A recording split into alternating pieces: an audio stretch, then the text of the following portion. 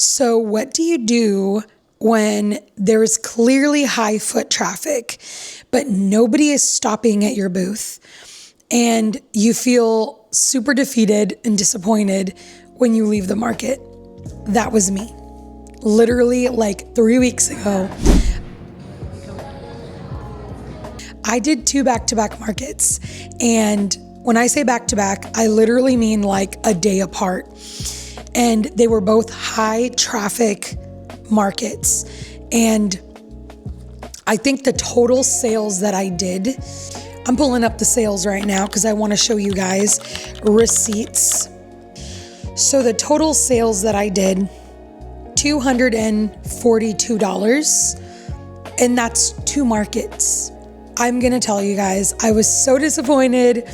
I was so discouraged. And I'm making this video because I want to be really raw and authentic and talk about what happens when small business owners go through this kind of thing, which many small business owners, you know what I'm talking about. So yeah, we're going to get into lots of things that happened at this market and how I think I would improve. So I went in prepared. I spent several weeks making all of the things I needed to make, all of my figurines, keychains, earrings, phone charms. If you're a small business that's handmade, you know what I'm talking about. All of the effort that goes into making all of your pieces. And truth is, there was a lot of people at both markets. Some stopped by, some looked at my product. A few people, well, several people thought that my prices were expensive. I think they didn't really understand the value of handmade. And if you're a handmade business or someone that's wanting to start, you know exactly what I'm talking about. The honest truth is, it wasn't so much about not making the money. It was more about feeling like my business was unseen. Packing up after a slow market is probably one of the hardest feelings in regards to your business. You start replaying in your head, was it something that I did? Was my setup not good enough? Were my products priced too high? Was I not smiling enough? Was I too pushy? Was I too salesy? I feel like all of the questions just start coming into your brain. And I really feel like the biggest question that I've asked myself after markets like these is, should I even keep doing this? And if you can relate, drop an emoji in the comments below because you know what I'm talking about when I'm saying this. So if you've felt this way, this does not mean you're a bad business owner. This does not mean your business stinks.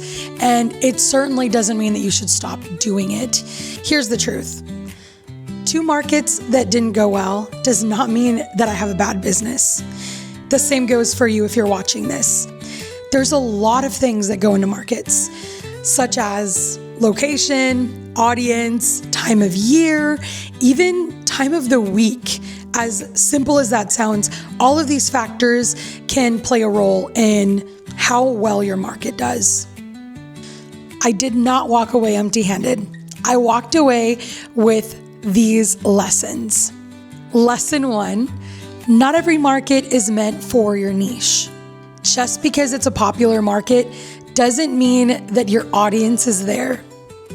And of course, lesson 2, people need to understand what you're selling in the matter of seconds.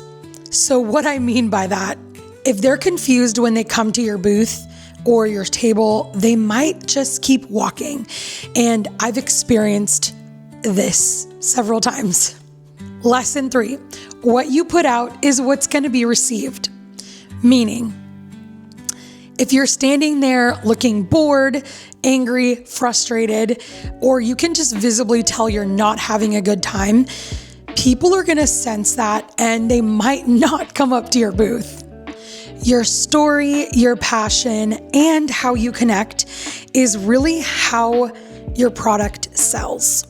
These lessons sometimes hurt to learn and can be really discouraging, but this is how we grow as small business owners. If you've had a slow market, here are a few things that can help. Make your signage clear, what you sell, and your prices. Display your items at eye level. Try not to make them flat. And branding. You want to keep your colors cohesive, and you don't want to look like the colors are all over the place, unless that's your brand, of course. And you also have to think of giving people a reason to stop, something to touch, something to feel, or something to look at. Essentially, your booth or your table should tell a story without even saying a word. I realize that seems really daunting, but I promise that as you get your branding in order and more used to these markets, it's going to click. Trust me, I've been doing these markets for 4 years, and even after 4 years, these are some lessons that I'm still having to review at the end of the day. If this video finds you after a failed market, I want you to know your business is not a failure, and you don't have to give up. All that this means is you're learning. And even throughout years of having a small business, you're going to keep learning. Every business that you admire has a moment like this. The only difference is they didn't quit when this happened. Don't walk away from something great just because of one hard day, or in my case, 2 hard days back to back. Thank you so much for staying to the end of this video. I really hope you guys were encouraged and learned some new things, how to look for good markets and what to consider with your small business. I also hope you learned from my mistakes, what not to do or what to learn after 2 failed markets. And if you're not already subscribed, hit the subscribe button and the notifications. I'm going to be coming out with a lot more videos here in the coming weeks and months. So have a wonderful day, guys. God bless you guys. I'll see you in my next video.